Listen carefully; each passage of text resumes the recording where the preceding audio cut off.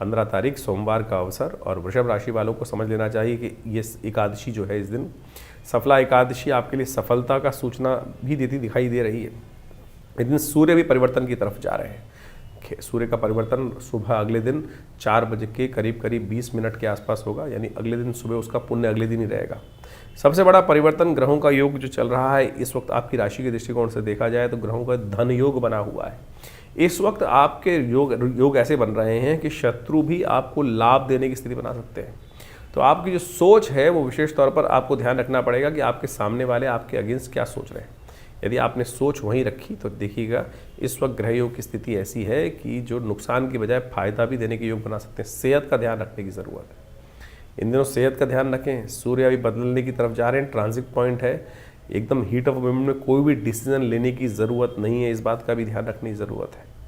शनि को थोड़ा ठीक कर लीजिए। इन दिनों भगवान विष्णु की उपासना अवश्य करें। एकादशी है और ये एकादशी सफला एकादशी है। शास्त्र में एक अद्भुत कथा आती है। एक व्यक्ति अपने शुभ कर्म, राजा बड़ा शुभ राजा था, उसका संतान जो था हमेशा गलत कार्य में करता रहता था। शास्त्र बताएंगे और एक छोटा सा उपाय उसने किया तो कैसे अनायास ही भगवान विष्णु प्रसन्न हो गए। तो ये एकादशी बड़ी कष्टों से निवृत्ति करने वाली एकादशी है। इस शास्त्र की कथा को आप यदि सुन लें तो आपकी राशि के और उसके अनुसार से कार्य कर लें। भगवान को मनाने के लिए कोई बहुत बड़ा प्रयास नहीं करना पड़ता कलयुग के अंदर। नाम स्मरण भगवान के समस्त कृपा के आपको पात्र बनाने के योग्यता आपके अंदर उत्पन्न कर देता है। तो ये एकादशी बड़े सुंदर रहस्यों को लेकर उपस्थित हुई है। हम वो कथा को आपके समक्ष उपस्थित कर रहे हैं। और ये कृष्णा एकादशी सफला एकादशी के रूप में जिसका नाम है, ये बहुत महत्वपूर्ण है। और समझें ये बेसिकली क्या है, इस कॉन्सेप्ट क्या, कहानियाँ कहीं ना कहीं मिलती हैं शास्त्र के दृष्टिकोण से। उस कहानी को यदि हम समझें, पद्म पुराण के में एक आख्यान मिलता है। पद्म पुराण के अनुसार से कहा जाता है कि प्राचीन काल में चंपावत नाम का एक क्षेत्र था और चंपावत क्षेत्र के अंदर एक बहुत प्रख्यात राजा था। उसकी जो संतान थी वो कुछ गलत मार्ग पे चली गई।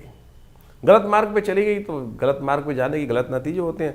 सब कुछ ऐश्वर्य इत्यादि सब समाप्त हो गया।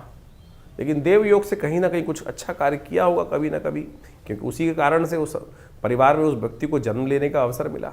तो कहा जाता है उसने देव योग से इस सफला एकादशी के दिन एक पीपल के पेड़ के पास जाकर उसके फल एकत्र कर कर एक कोटर में रख दिए। खा नहीं पाया लेकिन रख दिए उठा के कहीं।